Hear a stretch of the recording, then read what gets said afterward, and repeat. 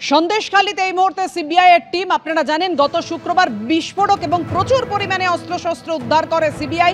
এই মুহূর্তে সন্দেশখালী মামলার তদন্তে সিবিআই এর আধিকারিকরা কথা বলবো। আমাদের সঙ্গে রয়েছেন আমাদের প্রতিনিধি আবির দত্ত।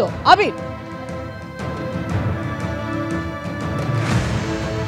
দেখো এই মুহূর্তে সরাসরি সেই ছবি তোমাকে দেখাচ্ছি। পার্থক্য বলবো গাড়ির বাইরে ছবিটা দেখানোর জন্য যে সন্দেশখালীতে বিভিন্ন জায়গায় যে অভিযোগগুলো এসছে, যে কখনো জমি দখলের অভিযোগ শাহজাহান এবং শাহজাহানের বাহিনীর বিরুদ্ধে, কখনো অভিযোগ যে তাদেরকে জবরদস্তি এই জমিগুলো দখল করে নেওয়া হয়েছিল এবং সেখানে যে অভিযোগগুলো মেল মারফত জমা পড়েছিল সিবিআইয়ের কাছে, সেই অভিযোগ যারা করেছেন সেখান থেকে সেগুলো ভেরিফাই করার সঙ্গে সঙ্গে এবার দেখা যাচ্ছে একেবারে সেই জায়গাগুলোতে নিয়ে আসা হচ্ছে সিবিআইয়ের তরফে এবং সেই জায়গাতে নিয়ে আসা হয়ে সেখানে এসে কিন্তু সম্পূর্ণভাবে তাদের বোঝার চেষ্টা হচ্ছে যে কোন জমিটা এবং কারা এই ঘটনার সঙ্গে জড়িত বা এই দখলের সঙ্গে জড়িত, এবং সেগুলো বোঝার জন্য বিভিন্ন জায়গায় একাধিক সিবিআইয়ের টিম সেগুলো ভাগ হয়ে গিয়ে এই তল্লাশি অভিযানের জন্য যেমন তারা বেরোন আমরা অন্যান্য সময় দেখেছি, ঠিক এবার ক্ষেত্র অন্যরকমভাবে এই বিষয়টা তদন্ত করা হচ্ছে। তার কারণ যারা অভিযোগ করেছেন মেলে তাদের সঙ্গে যোগাযোগ করে তাদের কাছ থেকে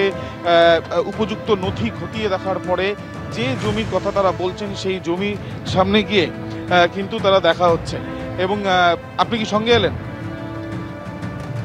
এবং ইতিমধ্যে আমরা দেখতে পাচ্ছি সিবিআই এর টিম সঙ্গে সেন্ট্রাল ফোর্স তারা সন্দেশখালীর এই জায়গা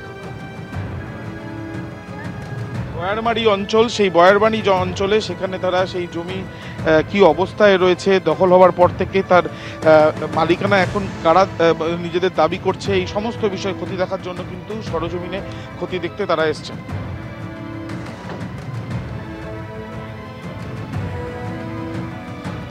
সন্দেশখালীতে ফের সিবিআই এর আধিকারিকরা গ্রামবাসীদের এই লাগাতার অভিযোগ 7ই ফেব্রুয়ারি থেকে যেভাবে একের পর এক গ্রামবাসীরা অভিযোগ করতে শুরু করেন, ভুড়ি ভুড়ি অভিযোগ সামনে আসে, জমি দখল থেকে শুরু করে নারী নির্যাতন ধর্ষণের মতো মারাত্মক অভিযোগ।